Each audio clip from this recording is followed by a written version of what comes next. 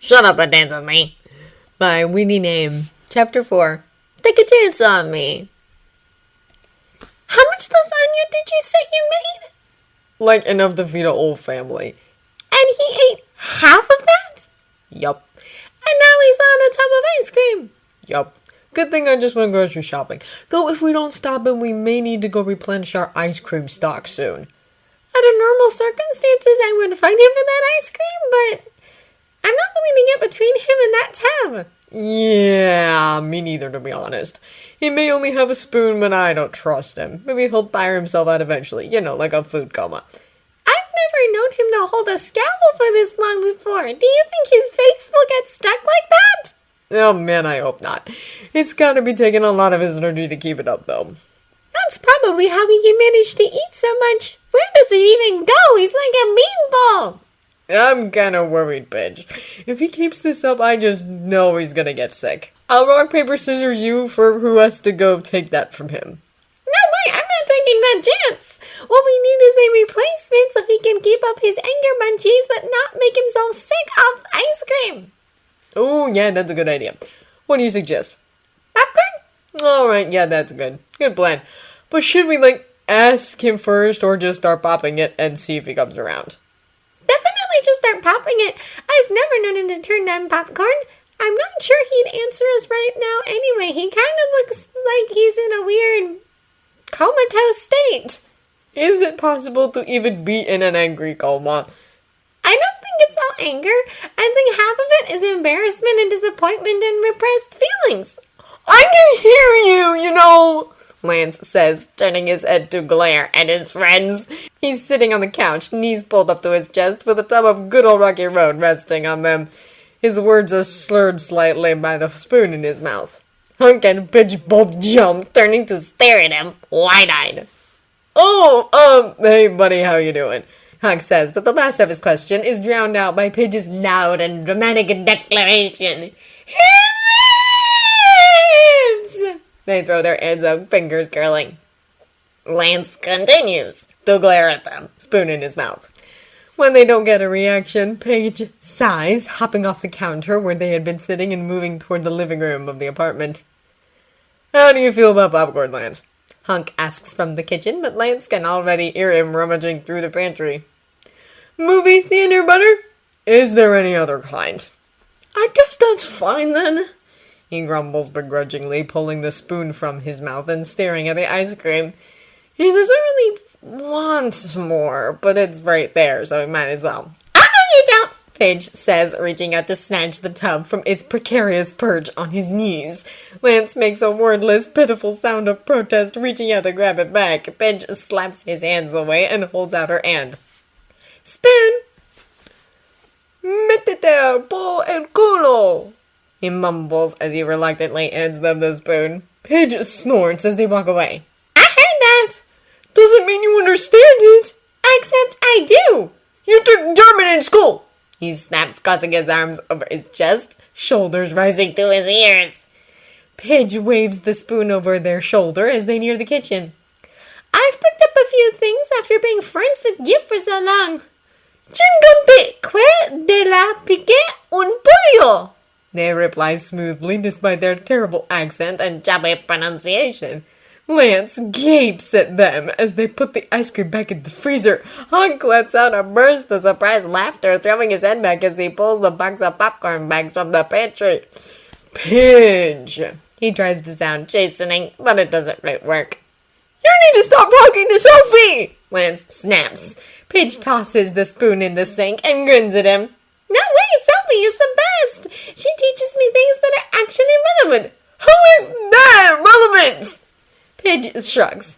It was useful, wasn't it? Lance huffs, turning away from them both, staring at the blank TV instead.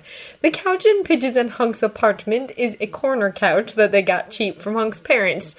One edge is pressed against the wall, while the other has its back to the small area designated as the dining room, complete with a small table, before giving way to the bar counter that separates the dining room from the kitchen.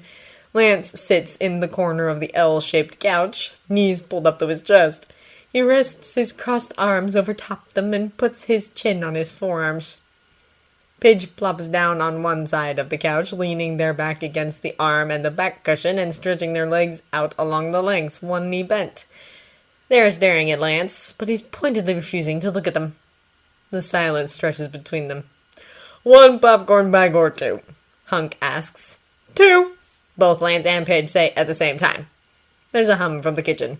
"Right." The silence is back, and it's starting to get under his skin. Pidge hasn't even taken their phone out. They're just staring at him. He knows they want to talk about what happened earlier at the park. He knows they both do. One moment they had been dancing, and the next Keith had stormed off and Lance was moping. Not even dancing could pull him out of it. Pidge had even tried putting on more Shakira, and Hunk had tried Nicki Minaj. Lance had been uncharacteristically silent for the whole ride back to their apartment, and throughout the preparation of dinner. He knew he was just making it worse for himself. He had known that his friends would pick up on it and corner him later, but he couldn't quite help it. When he needs to wallow, he needs to wallow. And he knows the moment he's been dreading is here, but he refuses to cave first. Unfortunately, so does Pidge. They ended up sitting like that for several long minutes while Lance tries not to visibly fidget, all the while listening to the microwave hum and beep in the background.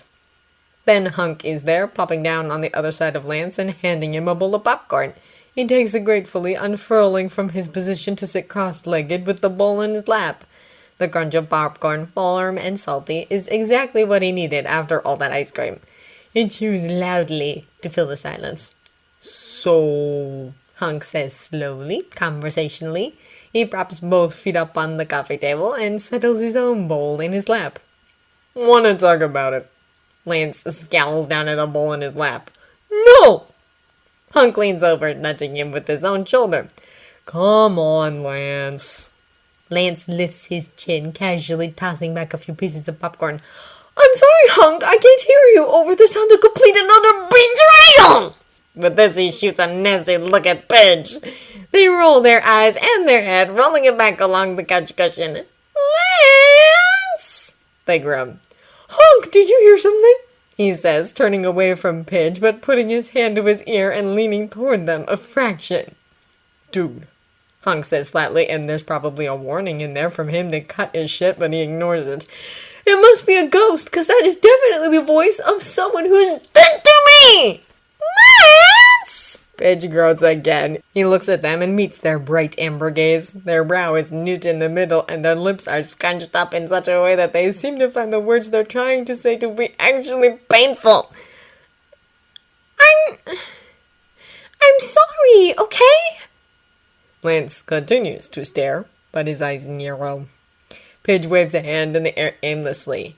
"I'm sorry I didn't tell you. I know Keith. I didn't think it would be this big of a deal. I still don't really get why it's such a big deal, but I should have told you sooner."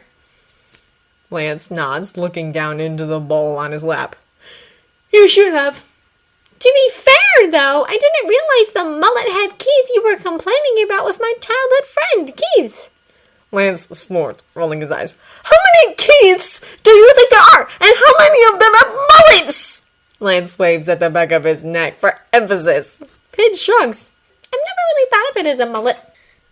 "Pidge, it's totally a mullet!" "Yeah, okay, I can kind of see it now, but it suits him."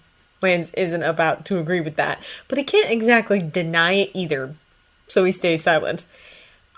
"Anyway, I didn't really think about it. I just saw it as you being you and challenging a guy you barely knew but admired." "I don't admire him!" "To a dance contest and auditions. It's not exactly out of character for you. Hunk told me he was some guy you guys were in a class with last year that you were totally obsessed with." "Hunk!" "You were, dude." "I was not!" "But I didn't really connect him to my Keith until I saw his name on the sign-ups for auditions." "You should have told me then!" Pidge shrugs again. "I didn't think it was a big deal. It was right before auditions, and I thought it would distract you. Hunk told me to wait until after auditions." Lance whips his head around to look at his best friend of nearly 8 years. "Hunk!" He gapes at him, and at least he has the decency to look abashed. He busies himself by shuffling the popcorn in his bowl, but he won't meet Lance's eyes. "Look, we both know how you get. You would have been even more obsessed in trying to learn about his weaknesses or something from Pidge. And you would have been so wrapped up in knowing that Pidge is friends with your enemy that it might have, distracted you from doing your best at auditions. Alright, so maybe Lance feels a little bad now. His friends were only looking out for him, and yeah, he has a tendency to get a little obsessive and a little distracted, and it might have affected his performance. Not that it mattered in the end anyway. Lance sighs, reaching out to pat Hunk's arm. Thanks, man, he says softly, giving Hunk a small smile. He returns it. We were only trying to look out for you, man. Okay, but that doesn't explain why you did it only after, he says pointedly, swinging his gaze back around to Pidge. They jumped a little at his sudden swing back to a sharp tone. He sees their face scrunch up defensively as they sat up straighter. I didn't think it mattered. It was over. You didn't get in. You were moping and upset that you hadn't made it and the Keith had, and I didn't want to rub salt in that wound and make it worse. What about after Shiro said... Pidge throws her hands up in the air with an exasperated groan. It all happened so fast. One day you miss auditions, the next Shiro suggests dueling with Keith. That night you mope around in our apartment. The next day we try to cheer you up with some street dancing. When exactly did I have time to bring it up and not send you back into another mope spiral? Anytime before I found out in front of it would have been nice. It's not my fault you freaked out when you found out. Pidge, you're supposed to be my friend. I am. And as your friend, I have to admit, your reaction was hilarious. Pidge! What's the big deal? You always embarrass yourself and you always bounce back. Yeah, but this is different. This was Keith. Pidge's expression changes then. They look like they've got a glimpse of gold, and Lance really doesn't like the look they're giving him. They tilt their chin down, looking up at Lance with a small smirk tugging the corner of their lips. What's so special about Keith, Lance? Lance presses his lips together, eyes widening as he tries to keep his face neutral and fight down the heat that's rising up his neck. He knows it's a losing battle, so he scowls down at the bowl in his lap. Nothing! He's the worst!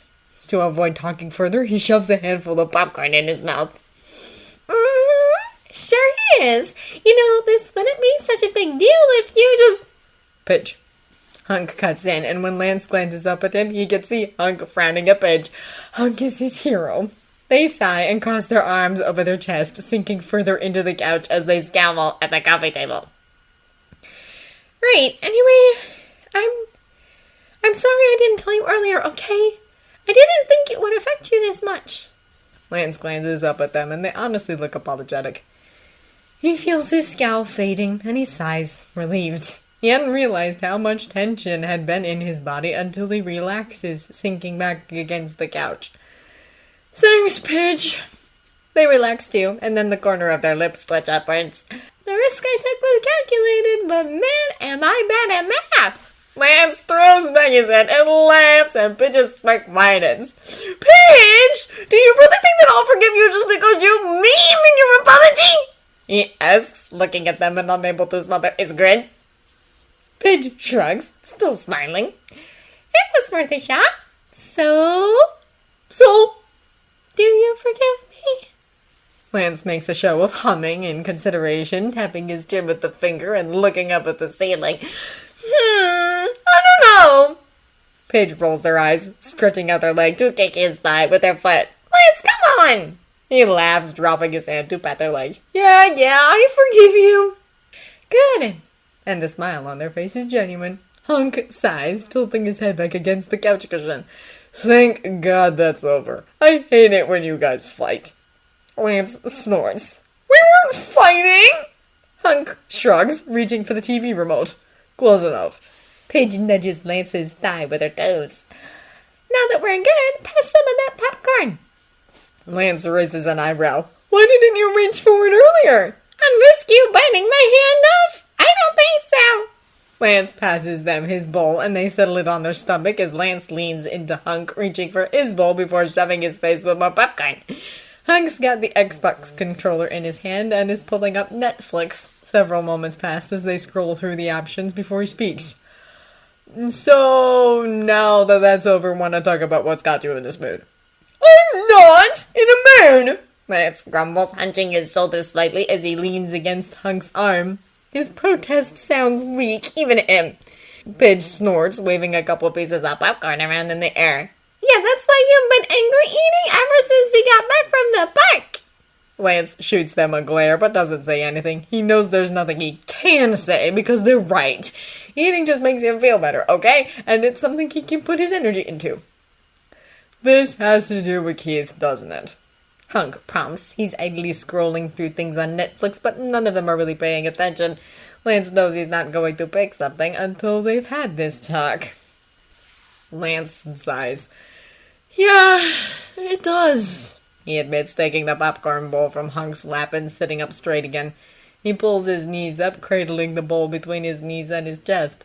He doesn't look at either of his friends. I wasn't expecting to see him there. He blindsided me. He says it like Keith meant to do it, like it's his fault that he got Lance off guard on purpose, like it's his fault that Lance was so completely floored by seeing all those fucking soft expressions and smiles. What did he want? Hunk asks. Lance raises an eyebrow, glancing up at him. He didn't tell you? Hunk shook his head. No, we just got introduced and talked to him a bit about dancing and what we were doing and stuff. Then our song came on, Pidge says, and we wanted to see if we still remembered it.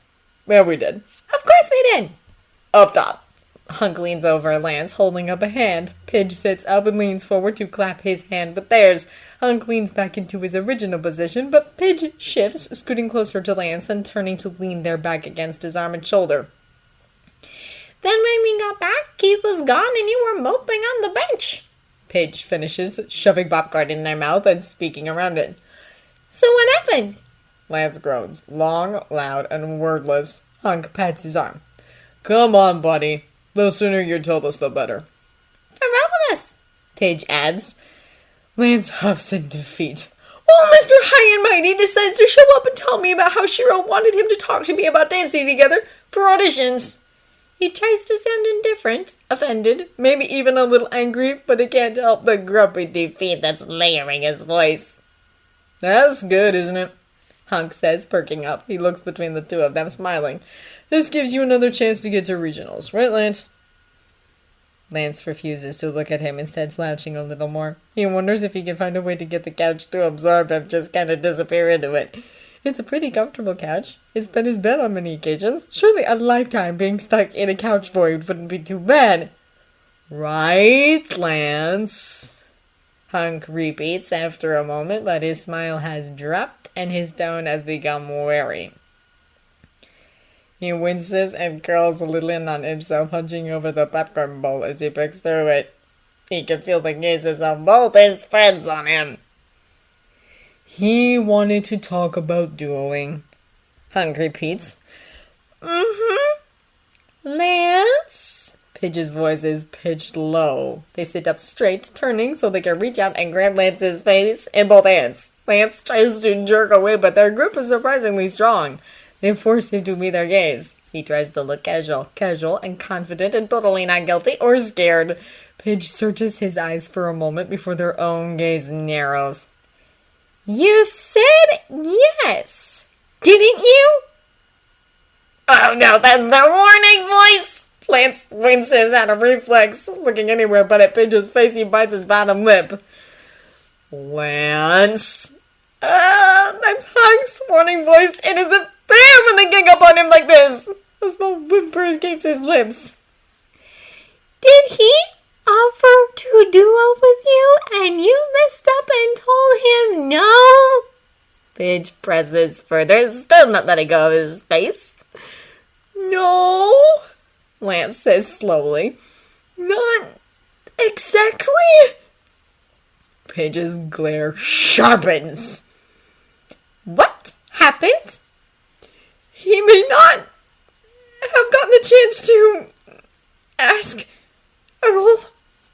Hunk groans. Lance, what did you do? Did you piss him off and make him storm off? Pidge is shouting now, scowling at him while they smoosh his cheeks together until it hurts. Ow, ow, ow! Pidge! Lance slaps their hands away, taking them by the wrist to push them off. He then meets Pidge's glare. Tell us what happens, they demand. And so Lance tells them. He tells them everything that he can remember, which admittedly is basically the whole conversation he had with Keith. He's been thinking about it ever since he watched Keith walk away. It's been on repeat in his head. So remembers pretty much everything. All of the moments he wishes he could change, all of the things he wishes he could say differently. He knows he messed up, and he also knows there's nothing he can do to change it. When he's done, he waits. But his friends are silent. The seconds tick by, expanding and filling the room. Lance feels that itch under his skin again and tries to distract himself with it by eating more popcorn, loudly and obnoxiously. Pidge is the first to break the silence. Lance! Hunk isn't far behind them. Dude, seriously? Lance, please. There's exasperation in their voices, that empathy, and probably a little frustration as well, but nothing about them speaks of surprise. They're disappointed, that much is obvious, but are they surprised? Nope, not at all. And Lance likes to believe there's a little edge of fondness mixed in with that exasperation that he's so familiar with. I may have overreacted a bit, he admits slowly. Pidge snorts. You think? No wonder he left. I'd have left too in his shoes. Hunk says he's given up pretending to scroll through Netflix. Instead, his head is tilted back on the couch cushion, one hand pinching the bridge of his nose. Pidge is back to leaning against his side, seeming drained of all energy to stay upright. It sounds like he was trying to ask you to duo with him, Pidge asks, raising a brow as they tilted their head back to look up at him. Lance groans. I know I messed up, okay, I admit it, but there's nothing I can do now. He frowns at his knees. Besides, I wasn't wrong. He was a jerk yesterday, and he should have apologized. Sounds like you didn't exactly give him time to before you started being a jerk. No one asked you, Paige. Maybe you should go apologize now, Hunk suggested. Lance whipped his head around, pulling it back as his lip curled. Hunk, whose side are you on? Hunk is giving him a flat look. The side that gets you to regionals, man. And that side is Keith, whether you want to admit it or not. Shiro was right when he said the best way for you both to go is to work together and audition as a duo. He has a point there. Lance backtracks a little, mentally flailing as he tries to find something to cling to. Okay, alright. I admit that Shiro has a point and it would be nice if we could get along. But the fact remains that we don't. You just have to get along well enough to dance together. I don't know if that's possible. Maybe if you'd suck it up and stop acting like a dick, Pidge says dryly. He started it! Lance snaps. And you weren't helping. Get your gremlin self off of me. I don't want any of your sass, Lance says, pushing at Pidge to try and shove them away from him.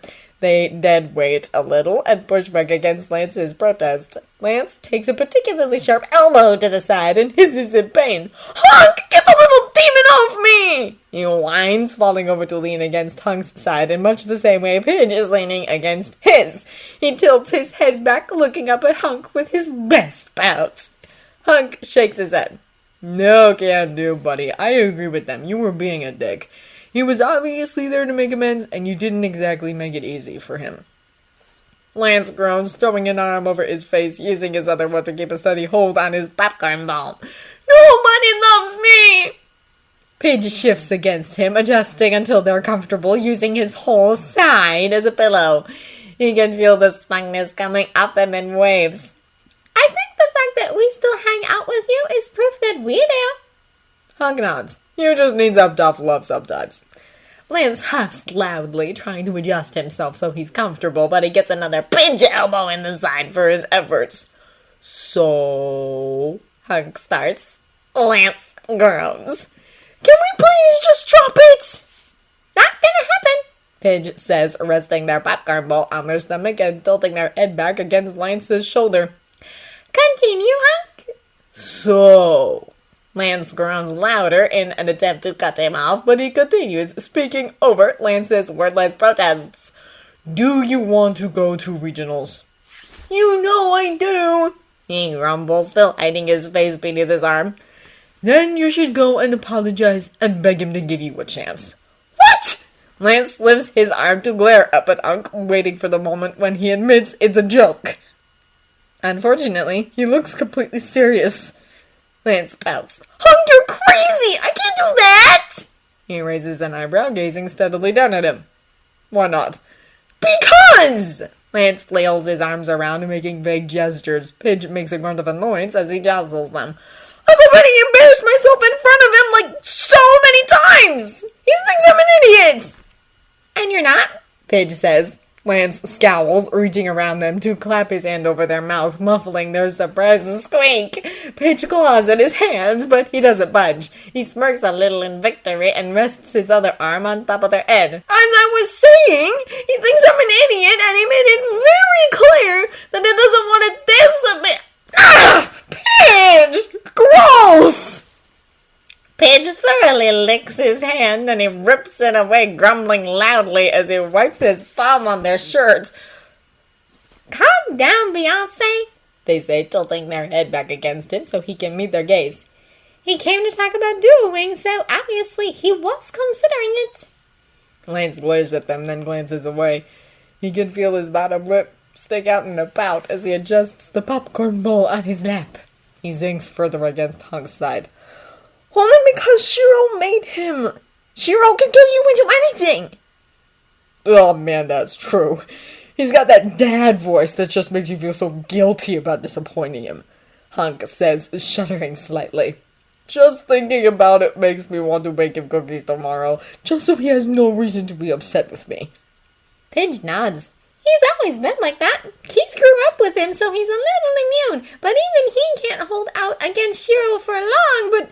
Speaking of Shiro, why did no one tell me he's Keith's brother? Lance cuts in, feeling his agitation rise. Not now, Lance, Hunk says, patting his head. He hunches but leans into the touch. He crosses his arms over his chest, careful not to knock over the bowl in his lap. Just another thing you guys kept from me! Paige rolls their head against him. Oh my god, Lance, we already went over this. I'm sorry, okay? Let's move on. He sniffs dramatically. Easy for you to say. Anyway, Shiro may have made him go to the park, but the fact that he was there at all indicates that he has given it some thought. Doesn't matter now anyway, Lance grumbles. He already said he was going to find someone else to do it with. At that, Pidge sits up, putting their back to the couch and giving Lance the blankest, flattest, most unamused stare he's ever seen. His brow furrows. What? Pidge sighs, closing their eyes and raising a hand to rub their eyes beneath their glasses. Then they turn, sitting cross-legged and sideways on the couch, to face him. They adjust their glasses on their nose, then lean forward, resting their elbows on their knees.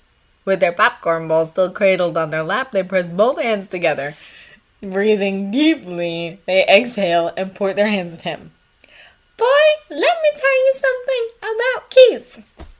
Is it his deepest, darkest, most embarrassing secret? Because if not, I don't want to hear it. Paige slaps his leg. Shut up for just a second and listen. Lance does just that, eyeing Pidge privily. He has to admit he might be a little curious. Keith is terrible with human interaction. There's a reason he just goes to the academy, does his thing, and insta leaves. We've been friends for years, and I haven't even hung out with him there. So? Pidge rolls her eyes. So he will literally not find anyone else. He doesn't know anyone else in Altea, and if left to his own devices, he would rather not go to regionals than approach someone random about this. Agreeing to audition as a solo dancer was one thing, but actually finding someone to do it with? Nuh-uh, not gonna happen. There's a reason Shiro basically dumped you guys in each other's laps. Lance looks away, firmly holding onto his pout. Shiro will probably just find him someone else to dance with, he says, shooting for sounding offhanded, but he doesn't quite pull it off. He can feel his determination crumbling. He really wants to go to regionals. Pidge waves him off, a small smirk forming at the corners of their lips like they can just smell their imminent victory. There isn't anyone else who can keep up with him in his choreography. Shiro wasn't lying when he said you were one of the only people who's a quick enough study to learn to dance in 2 weeks. Oh, we're gonna have by now. Hunk adds, "Gee, thanks, Hunk!"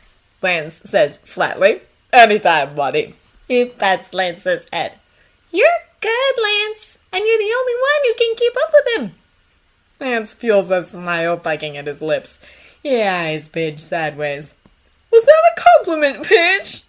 They roll their eyes. "Don't let it go to your head." "Too late." His smile widens. "Even if he does find someone as good as you to duo with, he wouldn't. He doesn't care enough about it to dance with someone just to get to regionals." Lance's smile fades. "Then why would he dance with me?" Pidge's smirk is firmly in place. "Because Keith can't turn down a challenge, and you have already challenged him. He won't admit it, but he wants to prove to you that he can do this. And I think you want to impress him too." "I don't even try to deny it, dude," Hunk says. "We can see right through you." Lance snaps his mouth shut and glares up at his friends. "I guarantee if you go and apologize to him, he'll agree to do it with you." Then, boom! Hunk claps his hands together, making both Lance and Pidge jump. "The four of us are going to regionals. Road tripping and all hanging out at a new friend." "Whoa, whoa, whoa!" Lance cuts him off, pushing himself up so he's sitting up straighter and he can turn to glare at Hunk. "Who said anything about being friends with Keith?" Hunk gives him a blank look, one eyebrow raised. Dude, you've been obsessed with him for weeks. If you end up duoing with him, he's obviously going to end up being one of our friends. He's already friends with Pidge. That's 1/3 of us right there." Lance scowls and opens his mouth to retort to say that he never wants to be friends with Keith. Friendly rivals maybe, but not friends. Not sleepovers and movie nights and hanging out kind of friends. He doesn't want to hang out with Keith.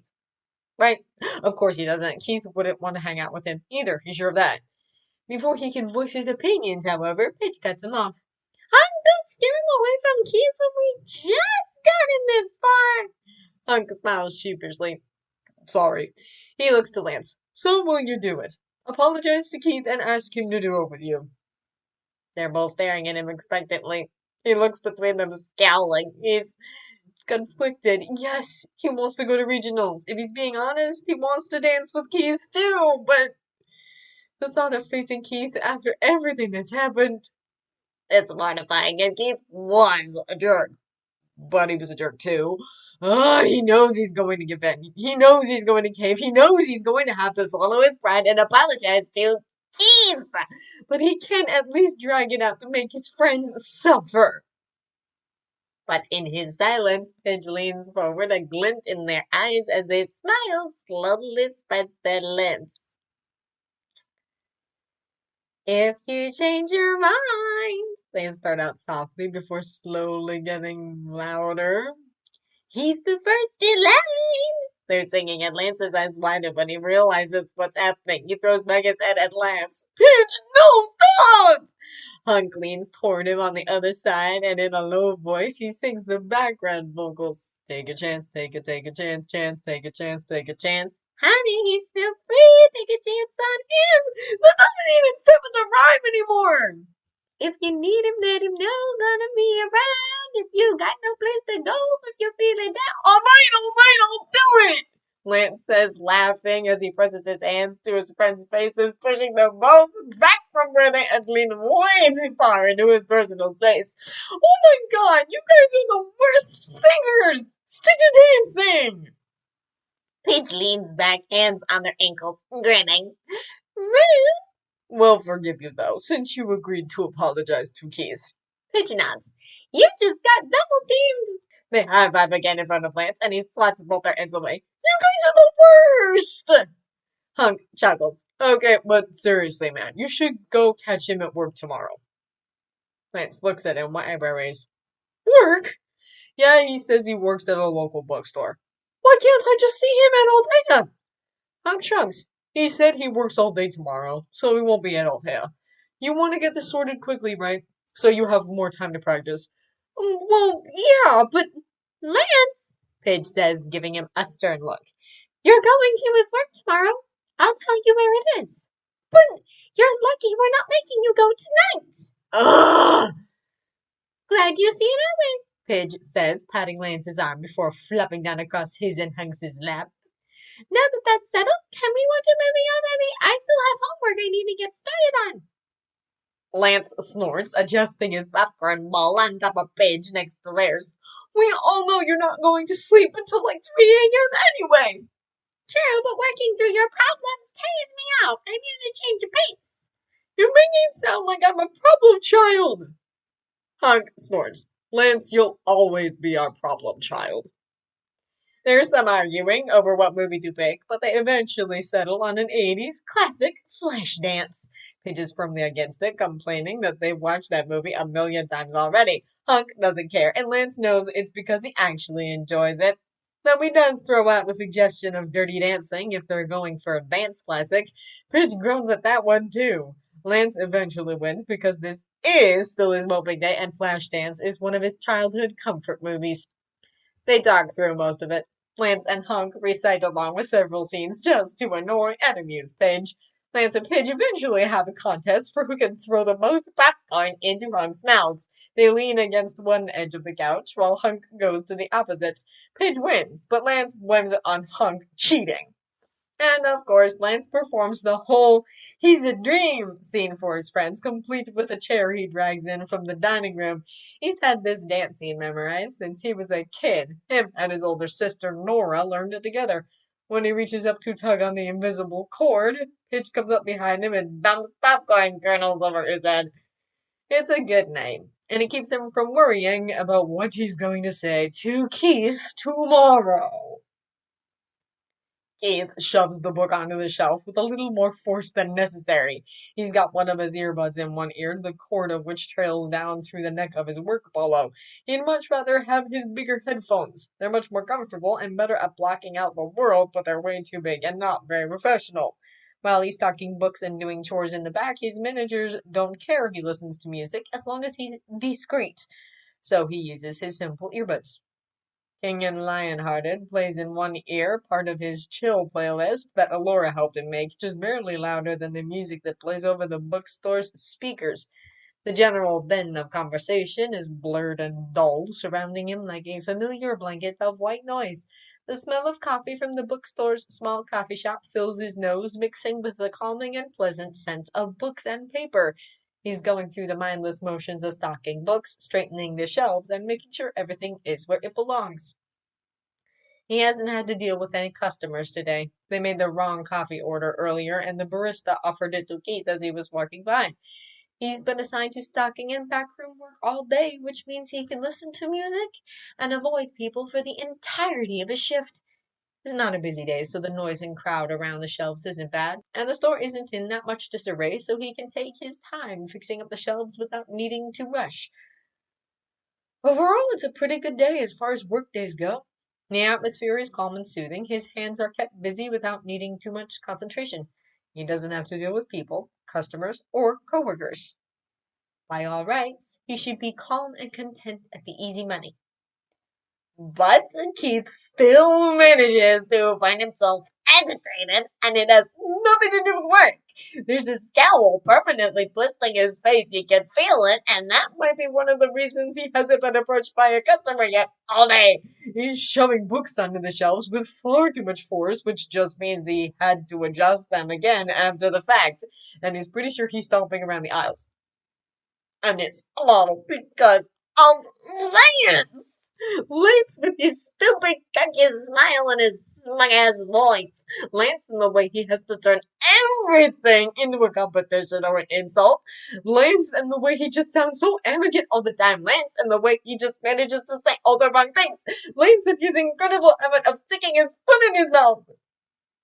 Lance with his stupid bright smile that had glowed in the afternoon sun. Lance with his loud and genuine laugh that wasn't at all pretty, but still managed to make his chest tighten and his stomach flutter. Lance and his ability to just make everyone around him smile. Lance and his incredibly welcoming energy, at least when it isn't directed at Keith. Lance and his amazing talent for dancing, the way he always seems to feel the music and let his body just move without having to practice beforehand. It all gets under his skin like an itch he can't scratch. It makes him warm and flustered and angry whenever Lance opens his mouth, whenever his attitude and whole demeanor changes whenever he's around him. He hates it! He's never done anything to him. He hasn't exactly been the nicest person, but it's usually only after Lance baits him into it, and yesterday he had tried to be nice. He had tried to talk to him like Shiro and Allura had asked him to, but Lance was just Lance! There had been a moment when he had thought that maybe, just maybe Lance might actually be civil, but that moment had quickly died when the whole duo thing had been brought up. Keith clenches his teeth just thinking about it, his jaw working. He accidentally knocks over a couple of books, which results in the whole line to suddenly be slouched over. He groans in frustration and sets to work fixing it. At one point, his music is interrupted by the sound of his ringtone, and he pulls his phone out of his pocket far enough to see the screen. It's Shiro, of course. The man had been calling and texting him nonstop since last night. Keith had told him that it hadn't worked out with Lance, so he isn't sure why his brother is being so insistent about this. He hits the ignore button and shoves his phone back in his pocket as his music starts up again. When he's done checking through the non-fiction section, he's already at the front of the store, so he decides to check over the main displays up front. He heads for the main aisle that leads from the front doors deeper into the store. There's a lot of bigger tables set up there with displays of newer releases. He pauses at them, checking them over and making sure any books that were taken on the big pyramid-like displays are replaced by some from the standby piles. When he's done with that, he picks up the top book from the standby piles that are just stacked around the display and opens it, propping it upright. The doors behind him open with a faint chime and a soft breeze of air rushing in. He firmly ignores it. It's not his job to greet customers. Well, it sort of is, but he's not in the mood for it. And a body brushes past him down the main aisle and Keith stiffens, catching sight of tanned skin and soft brown hair. He feels the air catch in his breath in the split second it takes him to realize that it's just a girl. He's shorter than him, a lot younger, and her hair is pulled back into a high ponytail. She's holding the hand of a boy, probably somewhere between 8 and 12. Keith isn't sure. He's crap at guessing ages. The kid is practically dragging her along, a strangely familiar bounce in his step.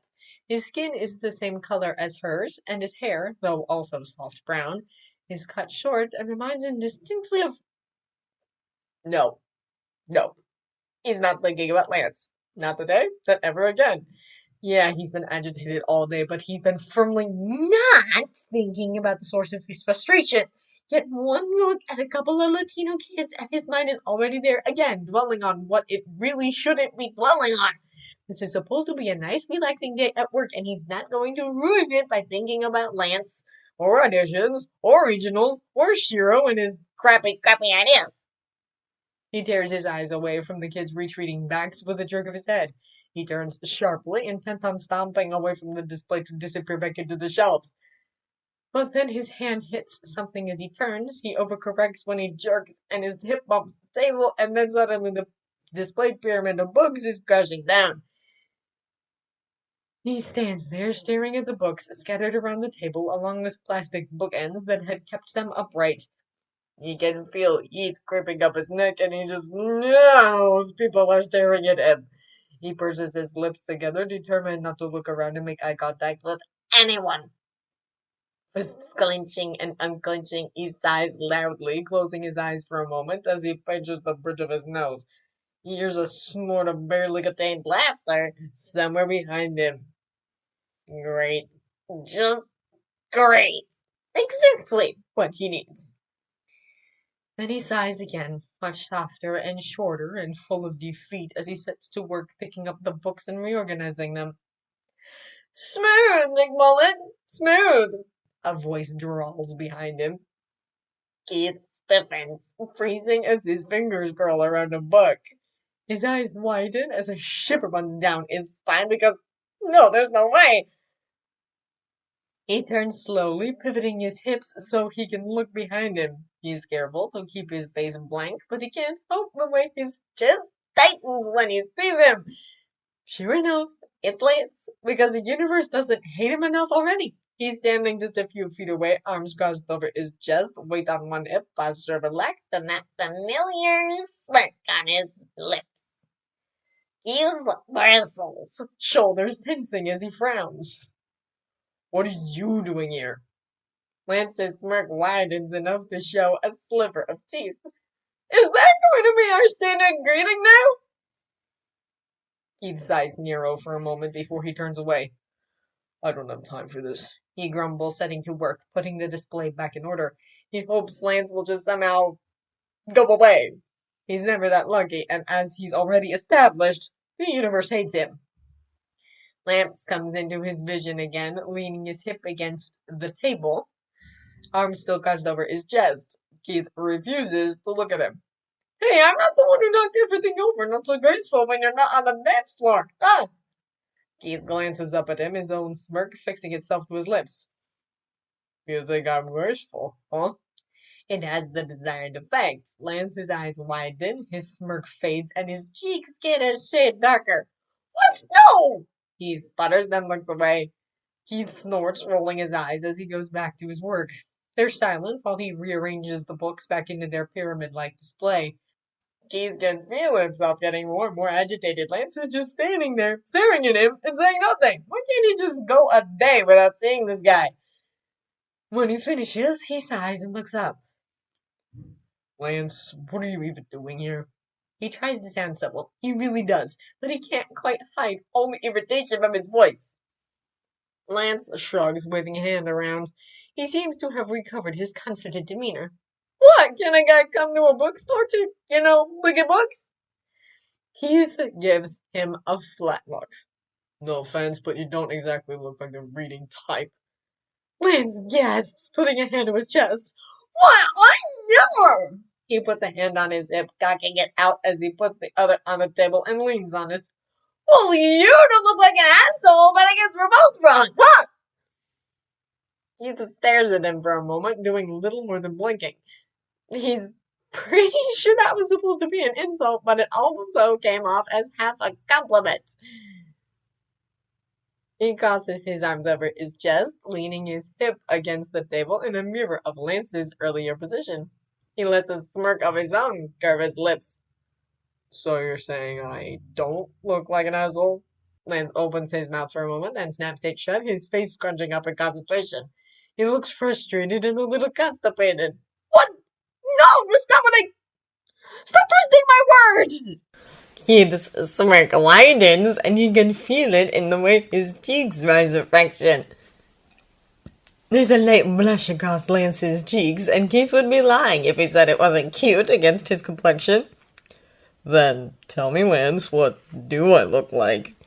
Lance's eyes narrow, lips pursing. He leans back, crossing one arm loosely over his chest and raising the other hand to rub his chin. It looks almost comical, and Lance stands there, smile never fading, as he waits. He makes a lot of humming sounds before he finally nods. Like if Mel Gibson and Patrick Swayze had an Asian baby and raised it in the 80s. Keith's eyebrows go up and he exhales a short laugh. Tilting his head to the side, he says thoughtfully, I think I should probably be offended, but I'm more amused by the fact that you know so many people with mullets. Lance grins, tilting his chin down as he cradles it between his thumb and forefinger, positioned like a finger gun. He stares at Keith through half-lidded eyes that look far too smug. What can I say? I do my research. I'm that dedicated to insulting you. Keith rolls his eyes, but the ghost of his smile is still there. I'm honored, he says with the driest sarcasm he can muster. Then he turns away, heading away from the main aisle and weaving back toward the bookshelves. Hey, where are you going? Lance practically yelps, stumbling after him. Keith glances at him over his shoulder, one eyebrow raised. I'm working. Lance rolls his eyes, catching up to Keith and walking beside him. Well, yeah, I got that from the whole uniform thing, he says, gesturing to Keith's shirt before gesturing to the table behind them. But weren't you just working over there? Keith nods. Yeah, and now I'm working over here. He takes a sudden turn down another aisle of books and is only a little surprised when Lance falters and quickens his pace to catch up. He weaves through the store with Lance keeping step beside him. Lance stops when he reaches the hallway that leads to the back rooms. He frowns, hands in his pockets, and shoulders slumping. Where are you going now? Keith glances back at him without pausing. Work. Shouldn't you be looking at books? Lance scowls, looking away. Yeah. He disappears in the back room, taking a moment to simply breathe. He closes his eyes, trying to center himself. He hadn't been expecting Lance to be here. He's never seen Lance here, at least not that he remembers. Maybe he's just jumping the gun a bit and Lance is actually an avid reader and he is just here for books. Yeah, right. If that's the case, why is he following Keith around? Maybe he's here to talk about yesterday? To talk about duos and dancing together? A strange feeling tightens in Keith's chest and he puts a hand to it, fingers tightening in his shirt. He frowns, feeling the weird fluttering in his gut. Oh no. No, he is not feeling hopeful. But he is. He's feeling hope. Actual hope that Lance will... No, he's not going to think about it. This is still Lance he's talking about. No matter what his intentions are, he's still a jerk, an unreliable, infuriating jerk, and Keith isn't going to get his hopes up for nothing. He finds one of the book carts he's already loaded up with books that need to be restocked, and he pushes it out of the room. He's not really sure what he's anticipating, but he feels his hands tense around the handle as he steps out into the store once again. He didn't think he wanted Lance to still be there, but he can't deny that he's relieved when he is. He's standing at one of the shelves near the back hallway, a smile thoughtful of frown on his face as he holds a book open in his hands. He had to have been waiting, because the second Keith appears, he's snapping the book shut and turning to look at him, his small frown gone and his smirk back in place. There you are! I was starting to think maybe you got lost. Keith pauses, staring at him with one eyebrow raised. I told you I'm working. That involves going into the back room sometimes. Lance rolls his eyes, waving the book in his hand at Keith. Yeah, keep your sass to yourself, Mullet Man. You know, the more I talk to you, the more I can see how you and Pitch have been friends for so long. Keith feels his lips twitch at that, but he ignores it. He doesn't want Lance to think he's amused by everything he says. After all, he is still mad at him, and he has every right to be. He should just walk away, but something keeps him fixed to the spot. Probably curiosity. That has to be the only thing that would keep him willingly in Lance's presence for this long. What are you doing? He asks. What? Keith nods to the book in his hands. Lance looks down at it like he had forgotten it was there at all. A faint blush creeps up his cheeks, but he just shrugs, waving the book around so Keith can't properly see the cover. Oh, you know, looking at books. This is a bookstore after all. I came here to look at books. He sounds like he's floundering, despite how casual he tries to sound. Are you planning on going somewhere? Keith has the sneaking suspicion that he was just waiting around near the back hallway for Keith to come out. To bug him some more, probably. But he finds himself curious about what book had caught his attention. He knows nothing about Lance except his taste in music and that he dances. He doesn't know what kind of things could possibly catch his attention, what things he's interested in, and... Keith is weirdly curious. What? Lance blinks at him, face blank. Keith gestures to the sign above the shelf that reads, Foreign Travels. Lance follows his gesture and blinks again. Oh! He looks down at the book in his hand, then shoves it back onto the shelf. No, I'm not... It's none of your business! He snaps, suddenly harsh as he glares at Keith. It's Keith's turn to stare, blinking and dumbfounded. Then he feels his face harden, lips pursing. Fine, he says, already pushing the cart away. He walks as quickly as he can without actually running in the store. Keith, wait! Lance shouts, and he can hear his footsteps as he runs to catch up. Keith holds his scowl and keeps his pace as he weaves around aisles. Keith, wait up! Jeez, I'm sorry, okay? I didn't mean to, snap at you or whatever. Keith finally slows, but he tells himself it's only because he's nearing his destination. Lance comes up alongside him, and he starts to glare at him. He's not looking at him. His eyes are on the ground, with one hand in his pocket and the other scratching the back of his neck. I was looking at a book about Cuba. He says it with an expression that looks a little pained, a little embarrassed, and a lot like he swallowed something sour.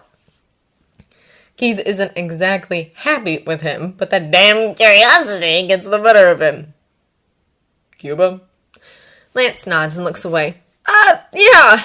So when my grandparents immigrated here from Cuba when they were kids, I've, never been.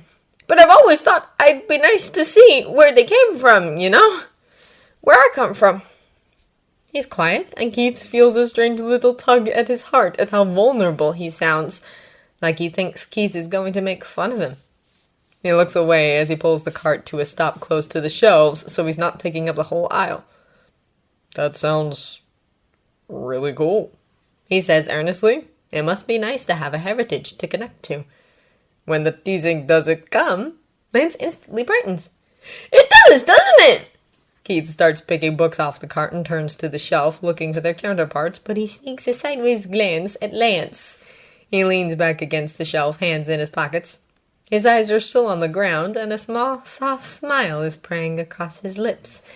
It's unlike any other smile he's seen from him so far, and his heart clenches before he has to look away.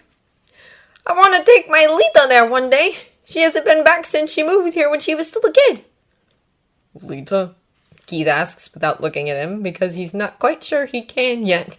He focuses on picking up books, reading the author's last name, and finding the rough alphabetical placement before searching for the other books like it. Fortunately, stalking doesn't take much concentration, so he can focus on his conversation with Lance. Unfortunately, he can focus on his conversation with Lance and the fact that he's way too aware of him right now. And the fact that he's seeing a weird, softer side to Lance. He doesn't like what it's doing to him. He's content with the attractive but huge asshole image he had of him. Lance laughs a little. Oh, right, sorry. Lita is like our nickname for our grandma. Keith sees him shrug out of the corner of his eye. It's a little childish, I guess, but I still have younger siblings and stuff, so it sticks. Keith hums in acknowledgement, unsure of what to say to that. He never really thought he'd talk to Lance, of all people, about family. He feels like he's gotten a small glimpse into his life that he was never meant to see, and it makes him a little uncomfortable. Still, the silence between them is getting awkward, and he knows he has to say something. He knows if he lets this opportunity to actually be civil with Lance pass, Shiro will kill him. So... He starts grabbing a couple books and dropping into a squat so he can reach the lowest shelves. If 3 of your grandparents are from Cuba, where's the other one from? He's not sure if that's a good question to ask, or if that would be too personal, but Lance snorts loudly, and Keith looks up to see him rolling his eyes, his smile widening. Scotland! He says, incredulous. I mean, that part of my family has been in the States for generations, but they're originally from Scotland! But he's my dad's dad, so that's how a family of Latino kids ended up with the last name McLean! Keith can't help himself. He laughs. Something about Lance just invites him to laugh along, just like what Keith observed at the park yesterday. He puts one hand on the floor and the other on the shelf in front of him to balance himself as his shoulders shake. When he looks up at Lance, grinning, he's staring at him with a wide grin, cheeks slightly flushed. There's something in his eyes that Keith doesn't get a chance to decipher before he's continuing. I cannot tell you how many weird looks I've gotten when I've had to fill out applications with the last name McLean, but then checking the box for Hispanic. One of his hands is out of his pocket, waving around animatedly. He's not looking at Keith anymore, but he's still smiling. Or how many looks I've gotten when someone sees my name first, but then I show up, he says, gesturing to himself. Oh my god, Keith says, shaking his head as he starts shelving again. Right? It's hilarious. I mean, you're lucky your last name at least fits you. Keith shoves a book onto the shelf and looks up with them eyebrows raised. I'm not sure if I should consider that racist or not. Lance laughs, a little forced, but the slight blush across his cheeks remains. He looks away, one hand rubbing the back of his neck. So, speaking of last names, I gotta ask. If you and Shiro are brothers, why? Lance waves a hand around at a loss for words. Luckily, Keith knows exactly what he's asking. Why do we have different last names? Lance smiles sheepishly. Yeah, that! Keith shrugs, pushing himself to his feet and reaching for a couple more books off the top shelf of the cart.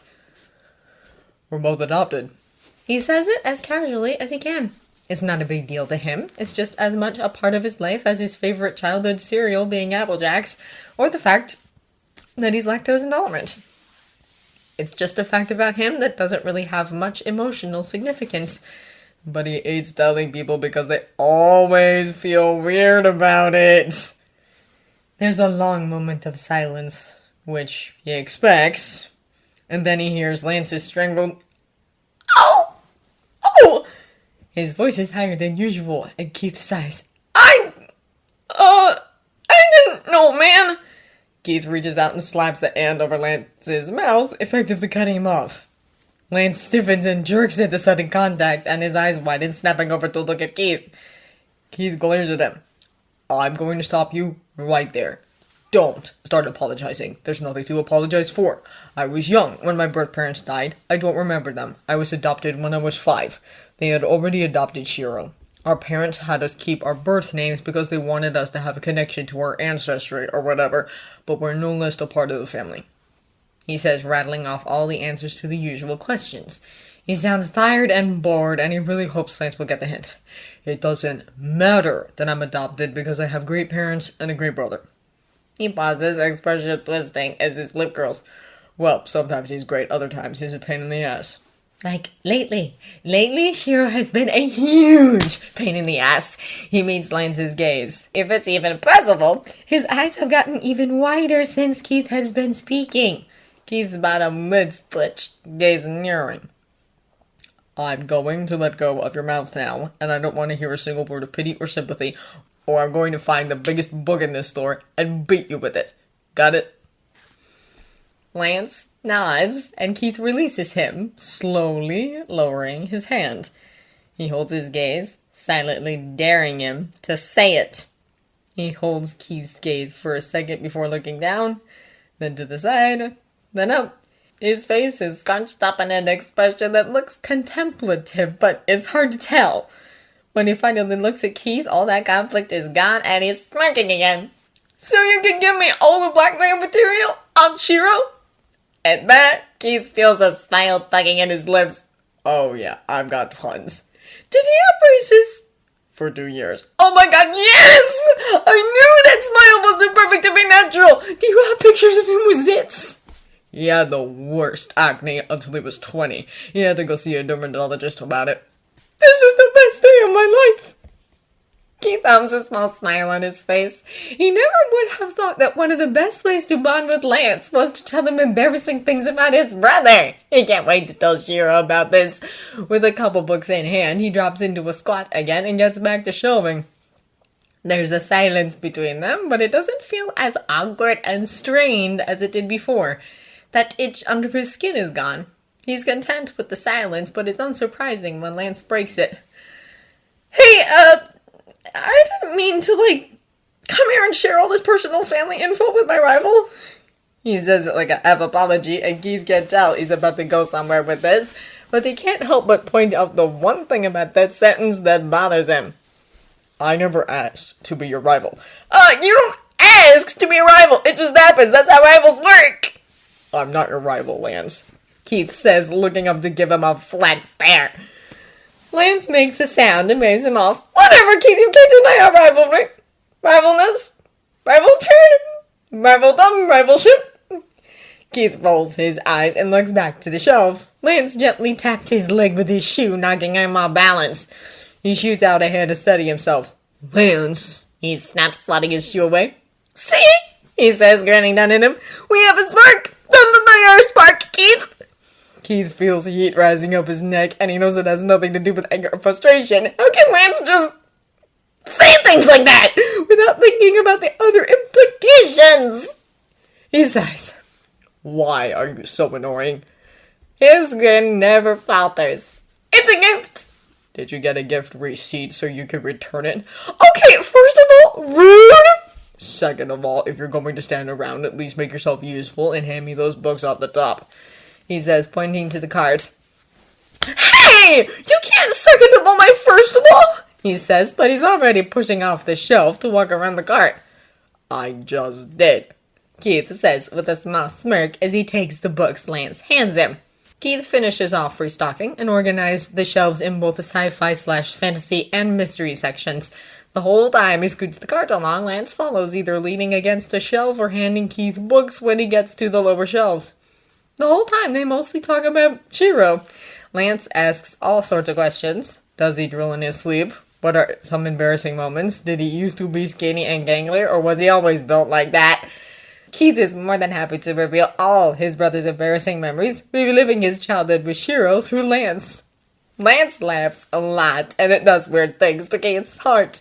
He also finds it hard to look at him when he's smiling so openly, so he's glad to have the excuse of work to keep his eyes busy. At one point, he tries to get Keith to spill some of Pidge's embarrassing teenage moments, but Keith firmly refuses. There's no way in hell I'm telling you anything. I value my life. Lance is persistent, though, and only switches off the topic when Keith says that Pidge has too much blackmail on him, too. Unfortunately, the subject he switches to is pestering Keith about his awkward teenage moments. When he runs out of books for the section, he checks what the next pile of books is on the cart and pushes himself to his feet. He pushes the cart through the store to an aisle that's a couple of rows over, Lance trailing behind him. He's still not sure why Lance is there, but he doesn't really mind the company. At least not right now. Are you even supposed to be wearing these? Lance says, and Keith jumps when he suddenly glows, pulling out Keith's earbud and letting it dangle over his forearm. When Keith looks up, he's standing way too close and smiling that obnoxiously blinding smile.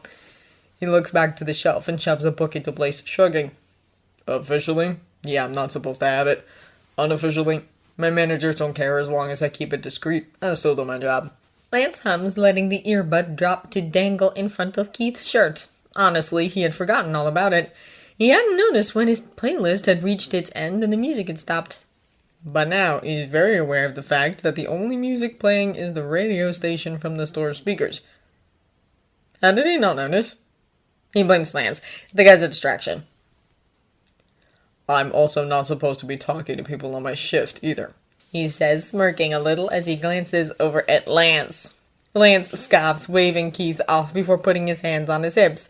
He's self-assured and confident, and Keith isn't sure why that isn't annoying him like it usually does. Poof! No problem! If anyone comes over, you can just say you're helping me find a book. Keith gives him a flat stare, willing his amusement to not betray him. Lance, he says, voice so blank that Lance looks at him for a moment, smile fading in his confusion. We're in the maternity section. Lance blinks, then turns his head to look at the sign above the shelves next to them. He opens his mouth, closes it, blinks, then opens it again and lets out a small, "Oh!" Keith laughs, unable to contain it. It bubbles out of his throat and bursts from his lips before he can stop it. He bends at the waist, one hand on the book cart. When he looks up, Lance is looking at him strangely, but there's a small, soft smile on his lips. Keith doesn't like that smile. It's too genuine, earnest, and adorable. He straightens and coughs, clearing his throat as he turns back to the book cart. So, don't you have some books to find or browse or whatever? What? Keith picked up a few books and drops into a squat, setting the books on the floor as he steadies himself with one hand on the shelf. He picks the first off the top and finds the author's name, instantly scanning the shelf for its counterparts. You said you were here to look for books because this is a bookstore. Oh, right, that! Lance sighs then and slides down the bookshelf until he's sitting on the ground next to Keith. He stretches one leg out in front of him and bends the other knee, resting one arm on it. I didn't actually come here to look at books, he says, voice small and hesitant. It's so different from what Keith is used to that it gives him pause. He glances over at him, but Lance isn't looking at him. His fingers are idly fidgeting and playing with the colorful threaded bracelets around his wrists, and his eyes are locked on emotions. Keith feels a sliver of anticipation slide down his spine to coil in his gut. He feels suddenly nervous, and he knows it's because Lance does too. You don't say, he says flatly, putting a teasing edge to his voice that he hopes will get Lance to loosen up. It works enough to make him glance up, lips twisting into a frown and eyes narrowing. When he looks away, his frown definitely looks more like a pout than anything else. Anyway, I came here to talk to you. Keith can't really say he's surprised. He kind of had a feeling, but he's still a little caught off guard at the sudden bluntness. He stares at Lance, but he's refusing to meet his eyes again. You did? Lance purses his lips together and nods. Yeah, His face scrunches up as several emotions pass over his face. His brows are furrowed and his nose wrinkled. His upper lip is curled and he looks like he might be clenching his teeth. I wanted to apologize for, being an ass or whatever yesterday. Keith is a little shocked. He hadn't been expecting him to just come out with it. Honestly, if you had asked him this morning, he would have said he never expected Lance to apologize. A huge weight that he hadn't really realized he'd been carrying is suddenly lifted from his shoulders. He feels like he can breathe again, and he feels so much lighter for it. His shoulders relax, and there's an ache there that indicates he's been a lot more tense than he thought. He smirks a little, tilting his head to the side. Can you say that without looking like you're in pain? He didn't think it was possible, but Lance's face scrunches up even more. No! This is causing me physical pain! Excruciating physical, very real pain! I may need to go to the doctor after this! I may need a band-aid! I might start bleeding! He touches his nose and then pulls his hand back to look at his fingers. Am I bleeding, Keith? Keith rolls his eyes, adjusting his weight. He sits on the ground, back to the book cart and facing Lance with his knees bent and arms wrapped around them, fingers locked in front. From this angle, everything looks so surreal, like it's just him and Lance, with the bookshelves and the book cart surrounding them, blocking them from view, and being in a section in the corner of the store and isn't frequently visited. It's like they're all alone, despite the music and conversation and coffee smells surrounding them. Then why bother apologizing to me at all? There's still a teasing edge to his voice, but his voice is softer. He's honestly curious, and his heart is pounding in his chest. Lance huffs, turning away from Keith as he mumbles, Because you deserve an apology. You came to talk to me, and I was an ass, and I don't want you to hate me, and...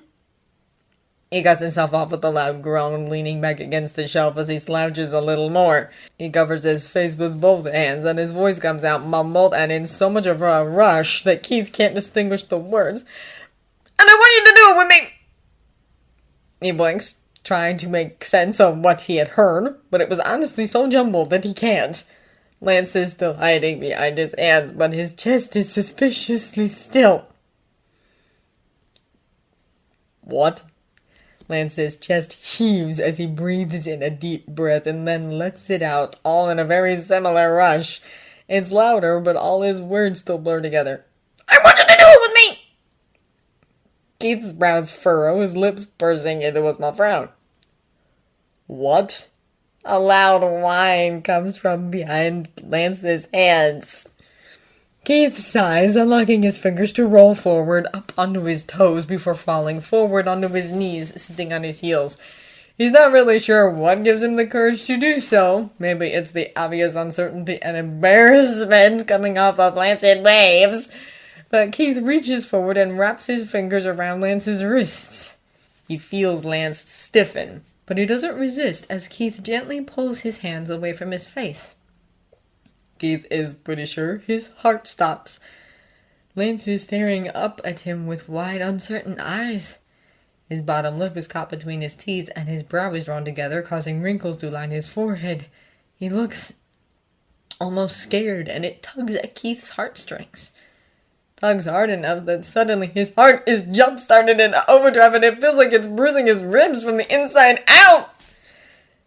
Keith's mouth is suddenly very, very dry. He's trying to school his expression into something neutral, something that won't set Lance off, but it's hard when his body is currently trying to kill him. God, he hopes his palms aren't sweaty right now. He's not wearing his gloves. He licks his lips, trying to buy himself a couple more seconds to get himself together. Lance's eyes flicker down at the movement, widen a fraction, and then snap back up to meet his gaze. There were lines of tension in his expression that weren't there a moment ago. His eyelashes are short but dark where they line his bright blue eyes, and his skin looks so soft and flawless. They're so close that Keith can smell his deodorant and just... Lance! He should be disgusted or at least unaffected, but he's not. And that's kind of scaring the crap out of him. I can't hear you when your hands are in front of your face, idiot. He says, eternally grateful when his voice comes out calm and steady. Lance visibly gulps. He closes his eyes as he takes a deep breath and opens them as he exhales a long sigh. His breath only shudders slightly. When he meets Keith's gaze again, Keith is startled by the sudden fire there. All the nervousness he had seen before is gone. His face is set in determination and seriousness and confidence, and holy crap, it's hot. He's pretty sure his heart can't take this, but he can't look away. I want you to duo with me. They sit like that for several long moments. Keith doesn't let go of Lance's wrists, and he doesn't pull away. Keith can't look away from his eyes, and Lance doesn't look away either. His eyes flicker back and forth between Keith's, searching for something.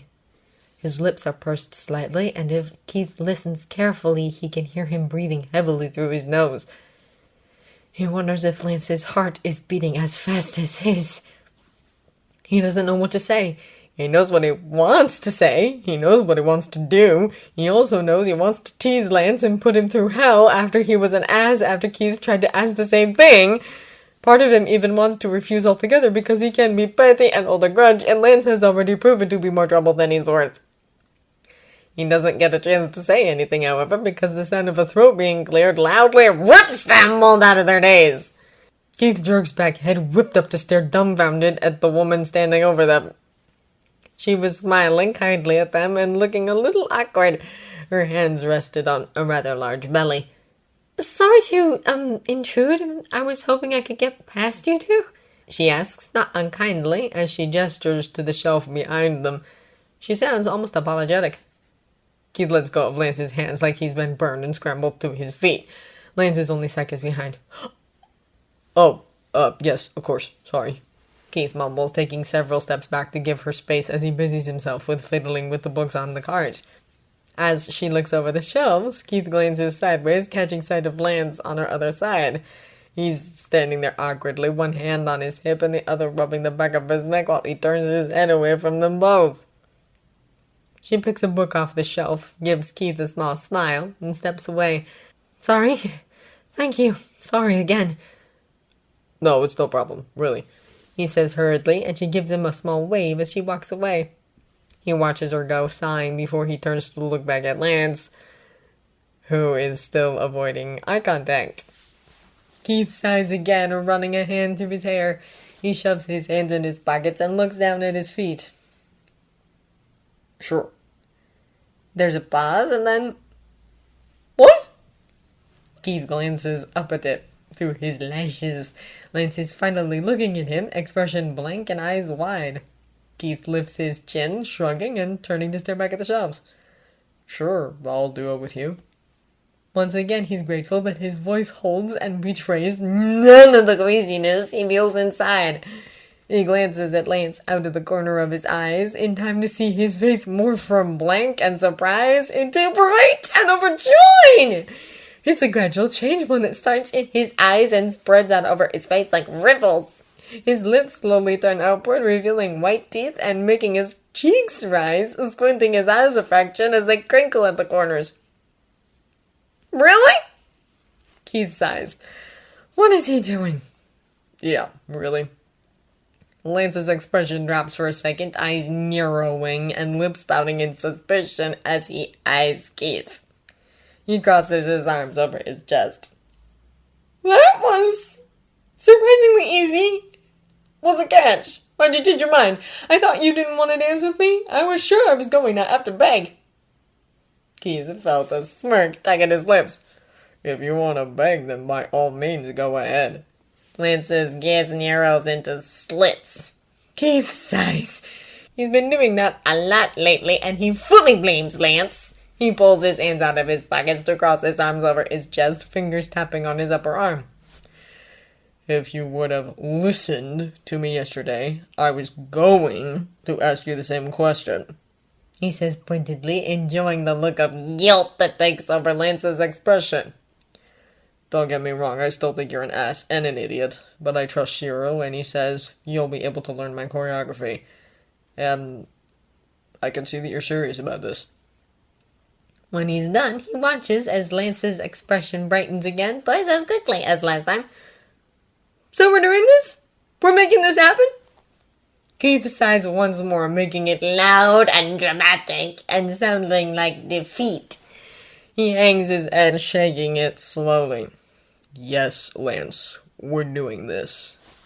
And then suddenly there's loud, wordless screaming, and Keith is being wrapped up in the tightest hug he's received in years. Arms wrap around him, lifting him off the ground and spinning him around as Lance's laughter fills his ears. Before he can really enjoy the warmth of it or really get over his shock at all, he's being set down on his feet, and Lance is holding his shoulders, standing at arm's length and beaming at him. You won't regret this! You won't! I promise! We're going to get to regionals for sure! Lance's hands are warm through his shirt, and it's more distracting than he wants to admit. Arms still crossed over his chest, he huffs, glaring at Lance. You have to take this seriously and learn my choreography. I'm the most serious student ever! So serious that the Joker will be questioning me! So serious that I'll jump into the veil! Keith refuses to smile. He does. He refuses. He can feel it, but he holds it back. And you have to learn my choreography. No complaining, got it? He's nodding. Got it! No complaining! He steps forward and wraps Keith up in another hug. Thank you! Thank you! Thank you! You have no idea what this means to me! Feeling awkward, Keith unfolds his arms and tentatively wraps them around Lance's back. He puts them there lightly, but he's not sure it's enough, so he gently pats him on the back. Is that weird? It's probably weird. He's way too aware of this hug for it to feel natural. Even when he's being nice, Lance has a way of getting under his skin. Why did Keith agree to this again? Yeah, no problem. He says, feeling both grateful and disappointed when Lance pulls away. They step back from each other. Lance shoves his hands in his pockets, and Keith crosses his arms over his chest. The silence is almost unbearable. So he says the only thing he can think to say. The question that's been bugging him for days. So, if regionals is such a big deal, why did you miss solo auditions? At that, Lance's face drops. It's so instant that Keith immediately regrets asking the question. Lance glances away and shrugs. Oh, that! My niece broke her arm and I had to take her to the hospital. Keith blinks. That isn't what he was expecting. Oh. He's not sure what to say, so he tries. I'm sorry. Lance shrugs again, looking up and smiling sheepishly. It's fine. She's fine. I convinced her having a cast is cool because people can sign it and stuff. I even told her I wish I had broken something so I could have a cast. He chuckles offhandedly, waving it off. But anyway, now we've still got a second chance to get in, yeah? So it's all good. At that, Keith lets himself smile. Yeah, all good.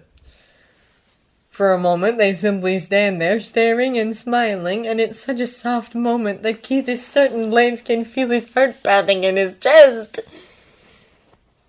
But then the moment is broken by a child screeching. Lance! Lance! Lance!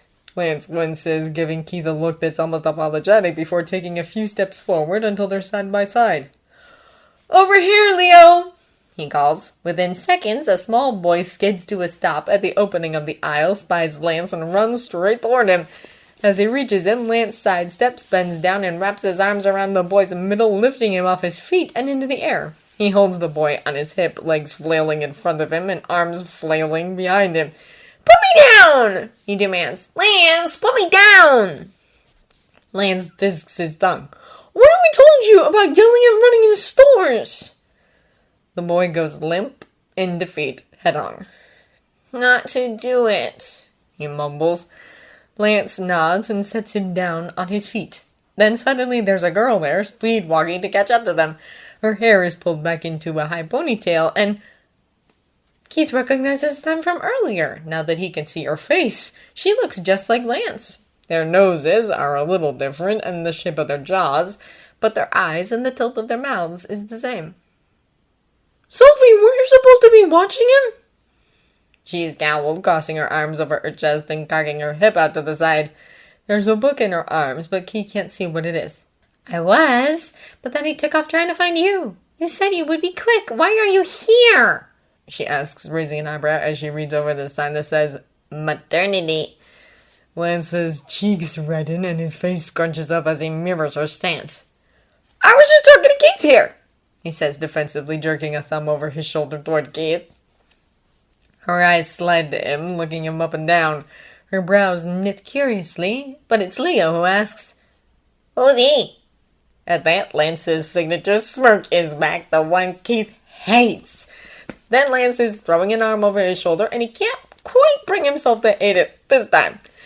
Keith is my dancing partner of originals, he announces proudly. He gestures to the others. Keith, this is my little sister Sophie and little bro Leo. Both of Sophie's eyebrows go up. I thought people hated dancing with you. Excuse! Lance! The boy is tugging at Lance's shirt, holding up a book. Keith recognizes the words, Percy Jackson. Look, I picked out a book and it's awesome! He waves to Sophie behind him. And Sophie got a book too. That's great, nerdling, Lance says, ruffling his brother's hair. Leo's eyes narrow suspiciously as he looks Lance over. Where's your book? He rubs the back of his neck. I didn't find one. Lance, you said if I get a book, you would get a book. I know, but... What's the matter, Lance? I thought you were an avid reader. Keith says, smirking sideways at Lance. Lance glares at him, then points at his face. I don't need your sass, he hisses, and Keith chuckles, covering his mouth as Lance turns back to his brother. I just didn't find one yet. I don't know what's good. Maybe next time. I can make a suggestion, Keith says, suddenly drawing the attention of all three of them. He feels his face heating up. He hadn't really meant to say anything, but Lance had gotten him relaxed, and it was habit to help customers out with books, so he decides to roll with it. Yeah? Lance asks, eyebrows raised. Keith turns away from him to hide the heat rising up his neck. His ears feel warm. Yeah, follow me. Without turning to see if they're following, he weaves between aisles to the other side of the store to the sci-fi section. Here, he slows down, walking past shelves with his eyes scanning the book spines until he gets to the A's. He pulls out a book and turns to hold it out to Lance. He takes it hesitantly, eyebrows raised, as he reads the cover. Hitchhiker's Guide to the Galaxy? Seriously? Wasn't this made into a movie? Keith nods and taps the book's cover. Yeah, but the book is much better. It's one of my favorites. I think it's goofy enough to hold your attention. Lance's eyes narrow, but there's a smile curling his lips. I don't know whether to be insulted or flattered. Keith shrugs. He can feel his own smirk. You can be both. Lance, I'm hungry, Leo says, tugging on Lance's shirt. Can we get food on the way home? Lance snorts and ruffles his hair. You know, Mama will kill us if we're not hungry for dinner. How about a milkshake? The little boy's eyes brighten, looking so much like a young Lance when he smiles. He's missing a couple teeth, and his hair is shorter, but Keith can definitely see the resemblance. Yes! All right, let's go pay for these books. The boy is already walking off, Sophie following him after sending a curious and sharp look over her shoulder at Keith. Her lips curve into a small smile that reminds him far too much of Pidge for him to feel comfortable. Lance turns back to him, bringing Keith's attention back to him. I'll see you tomorrow, yeah? Yeah, Keith says with a small nod. He catches himself fidgeting and fingers plucking at his pants, so he crosses his arms over his chest. We need to start practicing if we're going to do this. Lance grins. Oh, we are! Keith smirks, tilting his head to the side. Yeah, if you think you can keep up. Lance laughs. Oh, is that a challenge? Keith doesn't hesitate. Yeah, it is. Lance smirks, tilting his chin downwards as he leans forward slightly to gaze up at Keith. He's already walking backwards, hands on his hips.